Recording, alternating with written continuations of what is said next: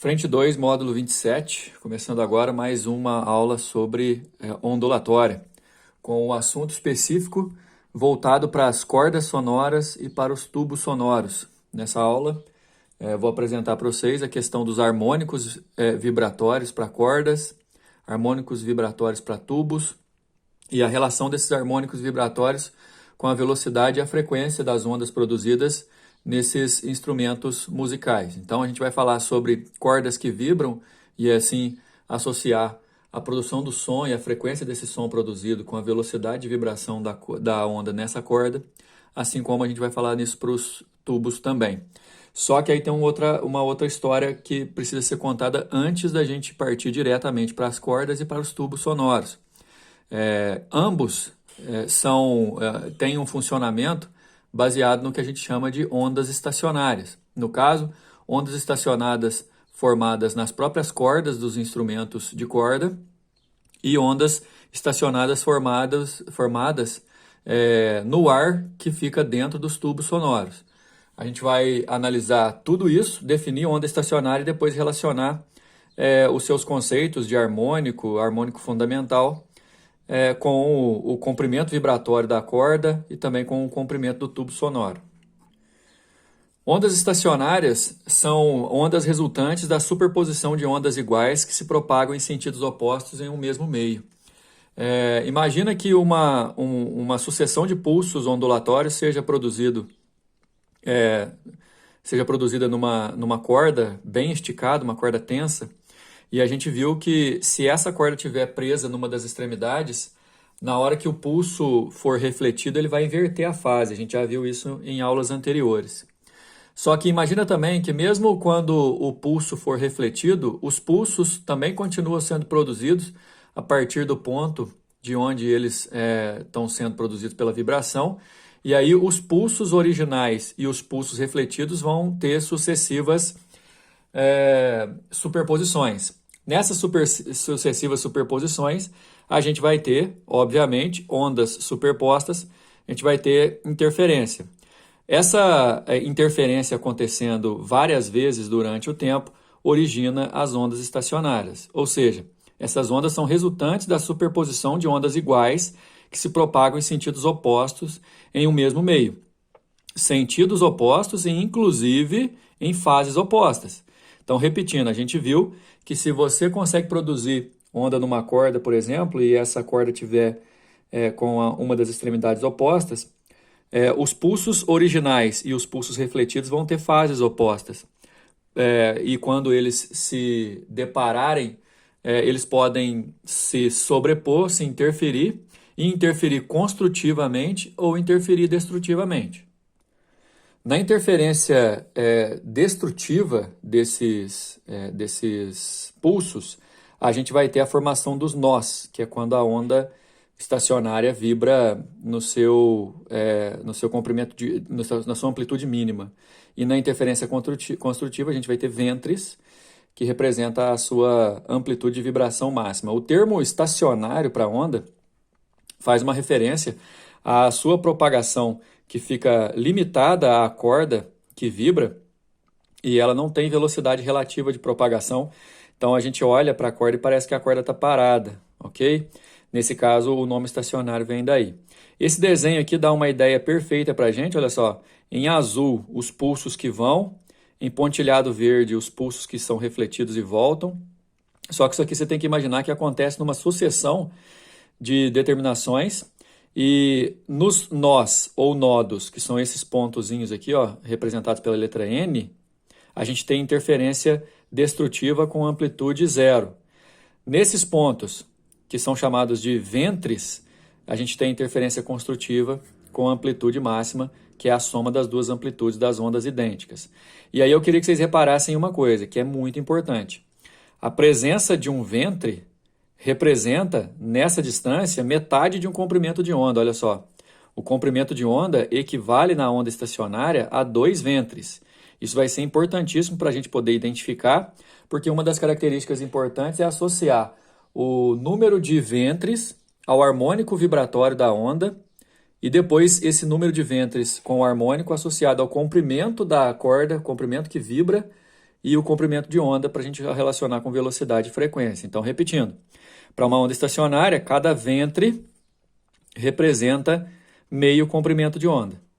Nos tubos, as coisas funcionam um pouquinho diferente, mas a gente vai poder associar esse ventre a, na verdade, 1/4 do comprimento de onda. Então, assim, na hora que a gente for estudar os tubos especificamente, eu vou explicar isso melhor. Além do que, algumas propriedades vão ser importantes para a gente. Primeiro, propriedade definitiva, né? Cada ventre vibra na amplitude máxima, que é a soma das duas amplitudes. Os nós não vibram, justamente porque acontece ali interferências destrutivas. Os pontos intermediários de vibração, então, vão ficar entre 0 e 2A, onde 0 é o mínimo e 2A é a amplitude máxima. Todos os pontos de um mesmo gomo, que é aquela formação do ventre, ou lóbulo, vibram com concordância de fase, ou seja, eles têm amplitudes somadas. A velocidade de propagação de uma onda estacionária é nula, por isso, embora tenhamos energia, elas não se propagam, não propagam essa energia. O que acontece numa corda, por exemplo, é que ela faz vibrar o ar em volta dela, e aí produz o som. E distâncias.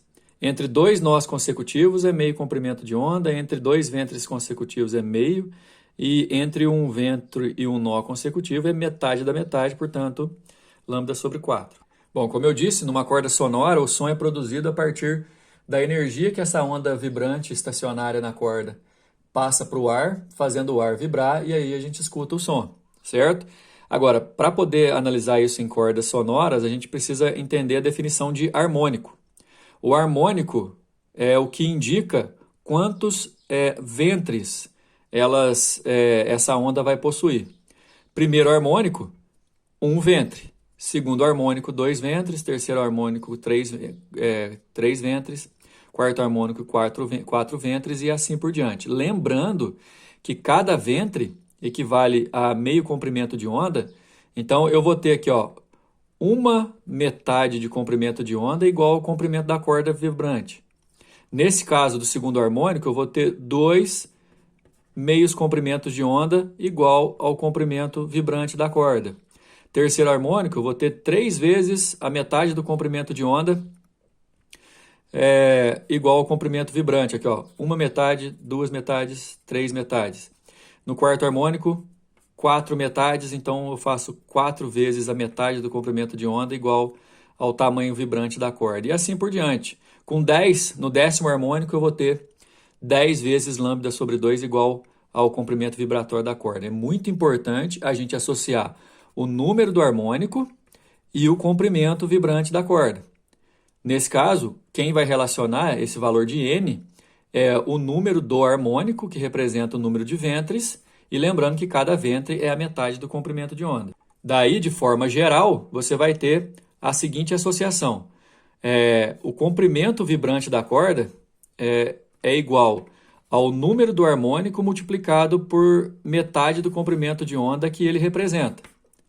Lembrando que a velocidade é igual a lambda f e que você pode substituir isolando o f por f igual a v sobre lambda, substituindo o lambda aqui, ó, em função do comprimento de onda, em função do comprimento vibratório da corda, melhor dizendo, você vai ter a frequência em função do comprimento, da velocidade do som e do número do harmônico. Eu, particularmente, a dica que eu dou é não precisa decorar isso aqui.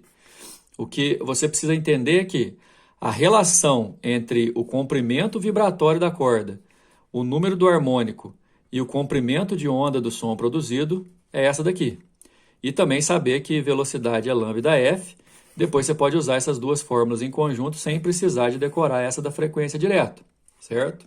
Uma outra coisa que não precisa de você decorar é a equação de Lagrange-Helmholtz, que é o seguinte: você dá a frequência em relação também, além do harmônico e do comprimento vibratório da corda, da força que tensiona a corda e da densidade linear dela. A gente já falou sobre isso. Essa raiz quadrada de F sobre ρ é o que a gente chama de fórmula de Taylor, especificamente para a velocidade de onda numa corda tensa. Também é uma outra coisa que você não precisa decorar, porque se você calcula a frequência pela relação entre o comprimento vibratório e o harmônico, e depois usa a relação fundamental V igual a lambda F, você pode fazer todas essas substituições e chegar até aqui. né? Agora, isso aqui identifica que quanto mais você tensiona a corda de um violão, por exemplo, maior vai ser a frequência de vibração dela, o som fica mais agudo, ok? Nos tubos sonoros, a gente também vai ter uma necessidade de definir essa questão de harmônicos. Tubos sonoros são trompetes, trompetas, flauta, por exemplo. Essas ondas estacionárias são formadas dentro do tubo, fazendo o ar lá internamente ressoar, havendo a produção desse som. A gente tem aqui a questão das extremidades. Tem alguns tipos diferentes. Tubos abertos são aqueles tubos que têm as duas extremidades abertas, como uma flauta. Aberto onde entra o ar e aberto por onde pode sair o ar aqui também. Nas extremidades abertas do tubo formam-se sempre ventres. Isso aqui é importante a gente ter em mente e depois a gente vai dar uma olhada num desenho aí para poder representar isso. Nos tubos fechados, basicamente você tem que entender que quando fala é aberto, é porque é aberto nas duas extremidades. Quando é fechado, é porque ele é fechado em uma das extremidades. Aí, nesse caso, ao invés de formar um ventre, igual forma na extremidade aberta, na extremidade fechada forma um nó ou um nodo. Basicamente assim. Uma coisa que eu gosto de fazer sempre é que, olha só, os tubos abertos, eles são abertos nas duas extremidades. Então, a formação...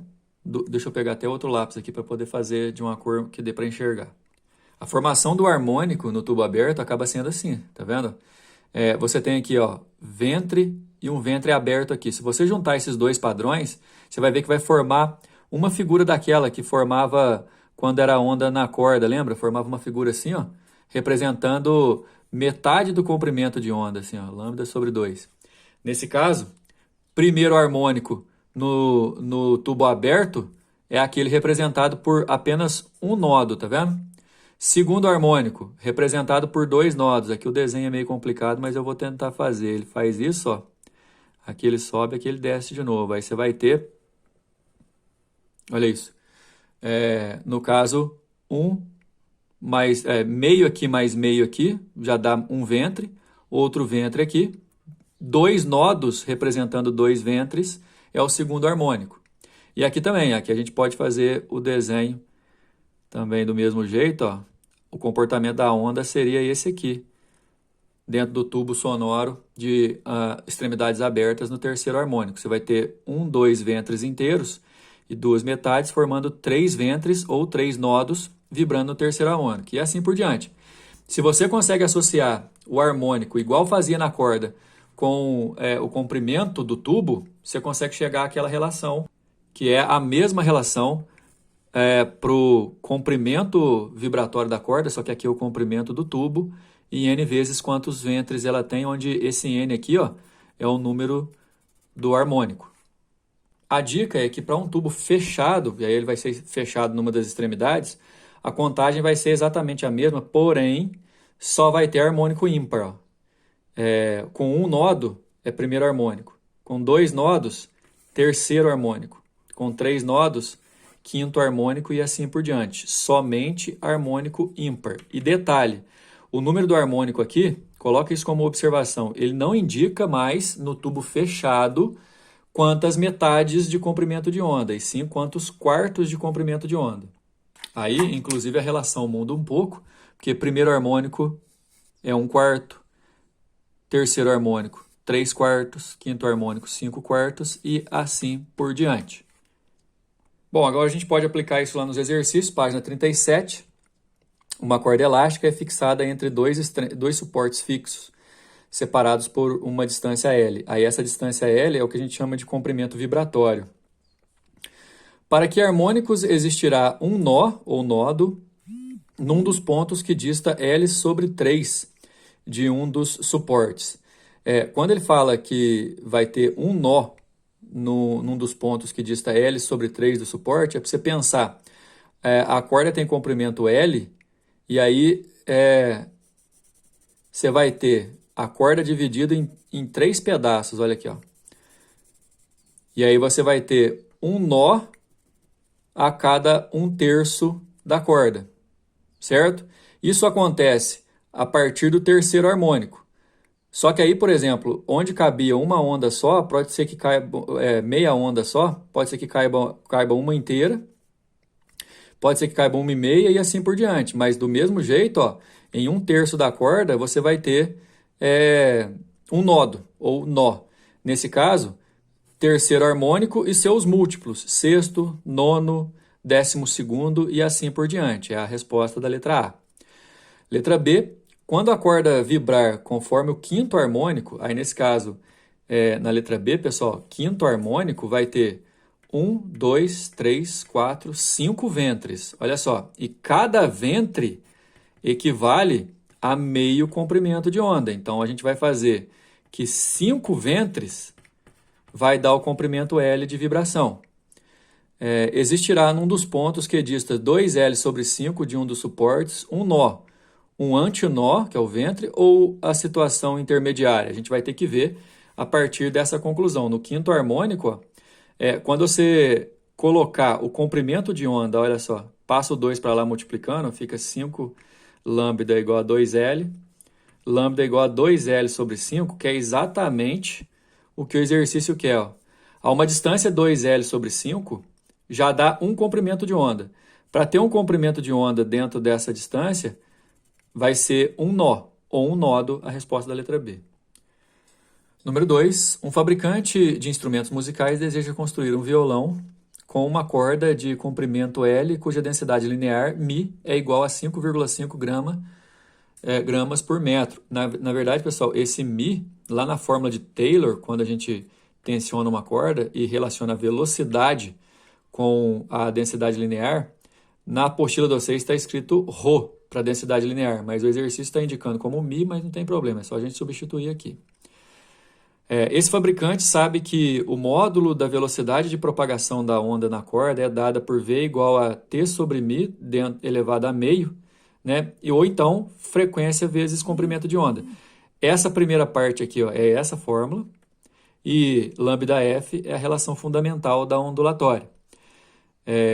E que a frequência de vibração do primeiro harmônico, primeiro harmônico é com o N lá da fórmula valendo 1, o harmônico fundamental. Da nota Mi é uma frequência de 82 Hz, já está me dando a frequência. Se a força de tração de intensidade T igual a 55 newtons, essa força, né, for aplicada sobre essa corda, a fim de que ela vibre na frequência Mi desejada, com essa frequência de 82 Hz, o comprimento L que o fabricante deve projetar para o violão deve ser aproximadamente D. Então, vamos fazer o seguinte. Em relação à velocidade, ela pode ser calculada de dois jeitos, né? Raiz quadrada de F sobre densidade ou frequência vezes comprimento de onda. Então, a gente pode igualar essas duas relações. Igualando essas duas relações, substituindo o que a gente tem, ó, frequência da nota Mi de 82 Hz, a força que tensiona a corda 55, a densidade linear da corda 5,5 vezes 10 a menos 3, porque lá no enunciado está em grama, né? Aqui tem que ser em quilograma. E aí é o seguinte, se eu dividir 55 por 5,5 vezes 10 a menos 3, dá 10.000 essa conta aqui dentro. E a raiz quadrada de 10.000 é 100. Se eu passo para lá dividindo, eu acho o comprimento de onda dessa onda que tem que ser 51 sobre 41. Mas lembrando que cada harmônico representa quantos ventres? E cada ventre representa meio comprimento de onda. Então, esse meio comprimento de onda, que é único no primeiro harmônico, ele tem que dar igual ao tamanho da nossa corda, o comprimento vibratório.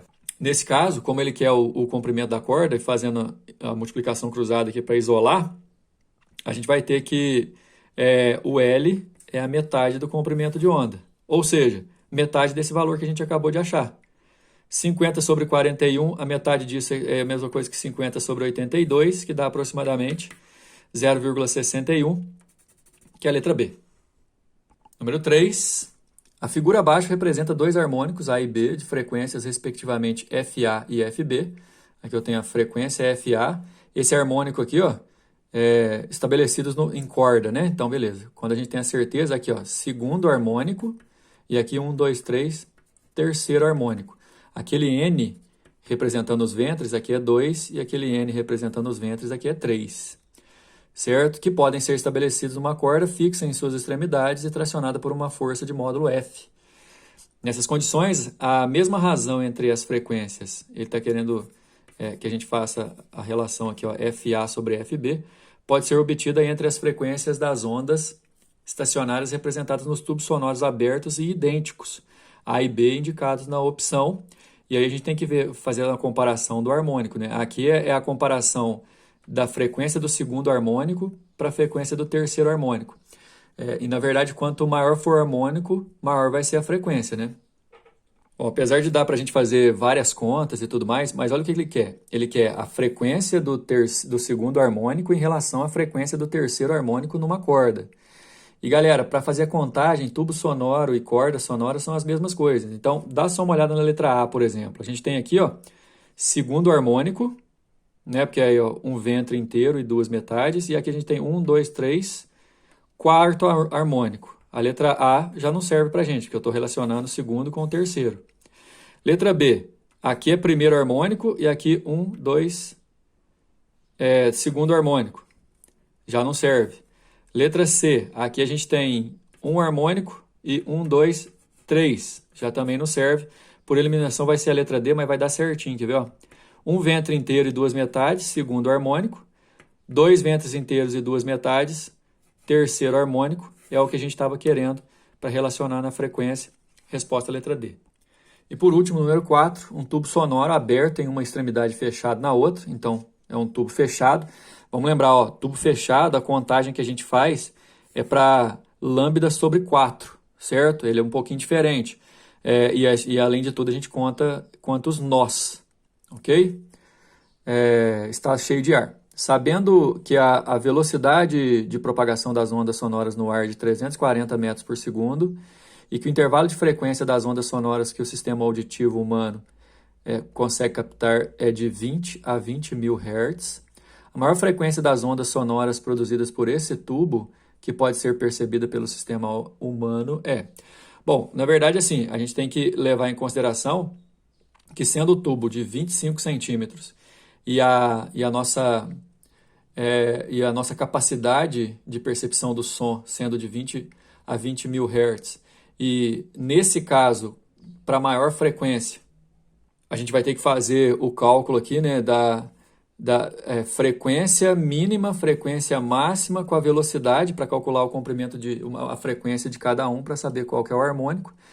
Mas a questão é a seguinte, ó, começando pelo primeiro harmônico, que é esse aí que está no desenho, que representa metade de um ventre, ou seja, 1/4 do comprimento de onda dentro de 25 centímetros, você vai perceber o seguinte, que esse lambda sobre 4 igualado a 25 centímetros vai dar um comprimento de onda inicial de 100 centímetros, que é 1 metro.